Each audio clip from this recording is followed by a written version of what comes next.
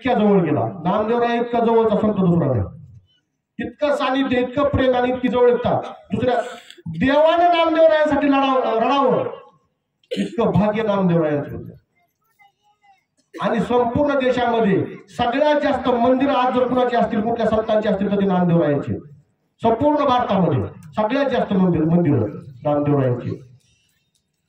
ज्या ज्या भागात गेले त्या त्या भागातली भाषा 3 दिवसामध्ये शिकायची आणि त्यांच्या भाषेत प्रबोधन करायचं आणि विठ्ठल भक्ती त्या लोकांच्या हृदयामध्ये निर्माण करायची ही ताकद नामदेवरायांची.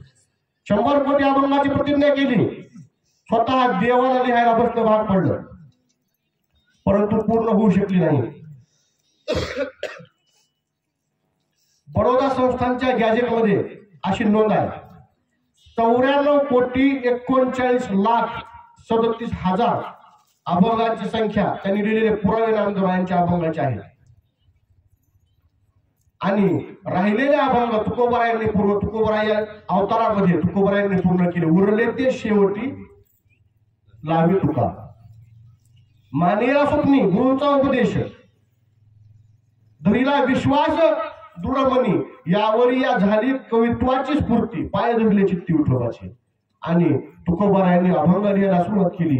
5,60,32,000 अभंगांचे पुरावे आहेत याच बडोदा संस्थानच्या गॅजेटमध्ये लिहिलेले. आजही तुकोबरायांनी एवढे अभंग लिहिले म्हणून दोघांची बेरीज केल्यानंतर 99,69,69,69,69,000 संख्या दोघांच्या अभंगांची होते. राहिले 31,000 अभंग.